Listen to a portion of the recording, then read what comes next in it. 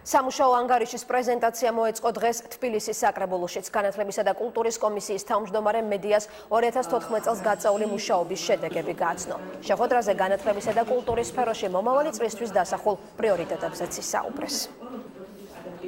სახელოვნებო სკოლებში ერთ-ერთი უმნიშვნელოვანესი პრობლემა იყო კომუნალური გადასახადები, რომელიც მძიმე ტვირთად აწვა სახელოვნებო სკოლებს და ჩვენ შევძელით, რომ 2015 წლის ბიუჯეტის შესაბამისად მოხდება 100%-ით ამ კომუნალური გადასახადების ანაზღაურება. ძალიან მნიშვნელოვანი არის ინკლუზიური განათლების ხელშეწყობა, რომელზედაც გათვალისწინებული არის საკმაოდ მნიშვნელოვანი თანხები. ჩვენ შევაჯამებთ 2014 წლის აი ამ 5 თვის მუშაობას და ზუსტად განსაზღვრავთ იმ პრიორიტეტებს, რომლებიც უკვე წარმოდგენილ და დამტკიცებულ ბიუჯეტში არის ასახული.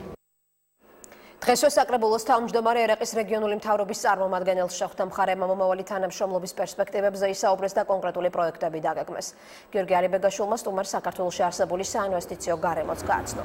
თავის მხრივ კობან ჯალალმა საქართველოში ტურიზმის განვითარების, მეცნიერების, სპორტის, კულტურის, ასევე სტუდენტთა ურთიერთგაცვითი პროგრამებისა და სხვა სფეროებში თანამშრომლობისთვის მზადყოფნა გამოთქვა.